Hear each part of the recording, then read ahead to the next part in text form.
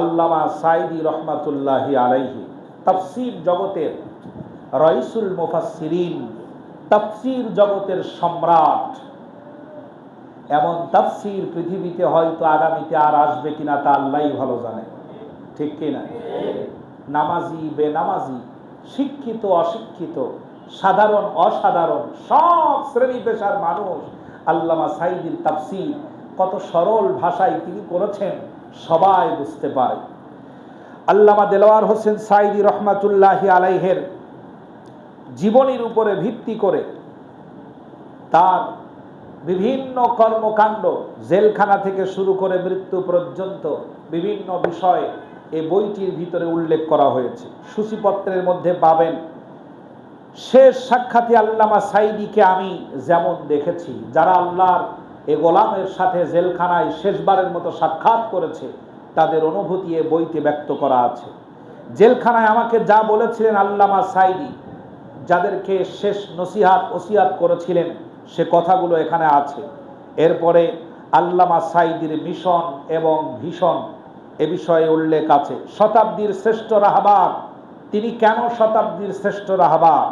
যেভাবে হয়ে উঠলেন বিশ্ববিখ্যাত মুফাসসির আল্লামা দেলোয়ার হোসেন সাঈদী, কঠিন অধ্যবসায় ও আল্লাহর সাহায্য কামনা মুফাসসির হিসাবে তার বৈশিষ্ট্য এবং তাফসীর জগতে তার বিরাট বড় অবদান। আমি বহুবার এ কথা বলেছি এই মসজিদে, আলিয়া বলেন আর কওমি বলেন, আলিয়া বলেন আর কওমি বলেন, আর যেই নেসাবের লোকের কথাই বলেন না কেন, ইসলামের পথে এসে আল্লামা সাঈদীর তাফসীর নকল করে নাই এমন লোক কেউ নাই, হয় প্রকাশ্যে অথবা গোপন। তার আলোচনা নোট করে তারপরে আলোচনা পেশ করেছে। সম্মানিত ভাইরা, এখানে প্রায়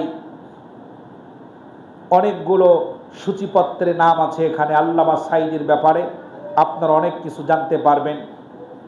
নেতা হিসেবে আল্লামা সাঈদী কেমন ছিলেন এবং তার নেতৃত্বের যে চরম গুণের যে গুণ ছিল, বৈশিষ্ট্য ছিল, সে বিষয়গুলো এখানে বলা আছে। আল্লামা সাঈদীর মৃত্যুতে সামাজিক মাধ্যমে শোকের ছায়া, কোথায় কোথায় কি হয়েছে, গায়েবানা জানাজা ইত্যাদি বিভিন্ন বিষয়ে এ বইটির ভিতরে উল্লেখ করা হয়েছে। এ বইটি মিডিয়া, বিখ্যাত মিডিয়া তাহজিব সেন্টার থেকে প্রকাশনা করা হয়েছে। তাদের সাথে আমার একটু সম্পর্ক থাকার পর তিনি বললেন যে, ভাই, একটা বই ছাপা হয়েছে, এই বইয়ের ব্যাপারে বইটি পড়বেন, মন্তব্য দিবেন, আগামী সংস্কারে আপনাদের মন্তব্যগুলো আমরা বইতে তুলে দেব। আপাতত বইতে আব্দুল্লাহ আল আমিন এবং যুবকদের আইডল বিখ্যাত তাফসীরকারক মুফতি আমির হামজা, এনারা এই বইটি পর্যবেক্ষণ করেছেন, এখানে পরামর্শ দিয়েছেন, তাদের বক্তব্য এখানে তুলে ধরা আছে। এই বইটি বেশ সুন্দর মোড়কে দেওয়া আছে। বইটি আমি আমার মুসল্লিদের জন্য নিয়েছি 100 পিস, 100 পিস বই নিয়েছি। এই বইটার দাম হলো মাত্র 100 টাকা। কত?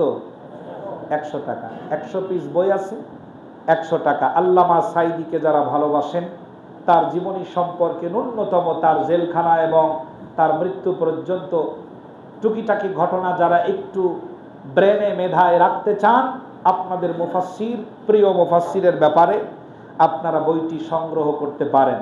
মসজিদের বাহিরে বইগুলো আছে। একজনের এই যে উঠে দাঁড়ান, বই কোথায়? হ্যাঁ, বইগুলোর সালাম ফিরানোর পর আপনি বাহিরে নিয়ে যাবেন, বই আছে। 100 টাকা দিয়ে আপনারা বইটা নিয়ে যাবেন ইনশাআল্লাহ। এমন আজকে প্রস্তুতি নাই, যদিও বলি নাই, তারপরেও নিয়ে যেতে পারবেন। 2-4 জন আছেন এমন? হ্যাঁ, মাশাআল্লাহ, যারা আছেন তারা বইটি নিয়ে যাবেন। আমি শুধু আপনাদের জন্য 100 পিস এনেছি। তাছাড়া যদি মাহফিলে নিয়ে যাই তাহলে তো একেবারে কিছুই না, মুহূর্তের ভিতরে শেষ হয়ে যাবে। এই জন্য আমি বলেছি যে এটা আমার অনেক মুসল্লি আছে যারা আমার মনে হয় যে বইটি অনেকে কিনবেন।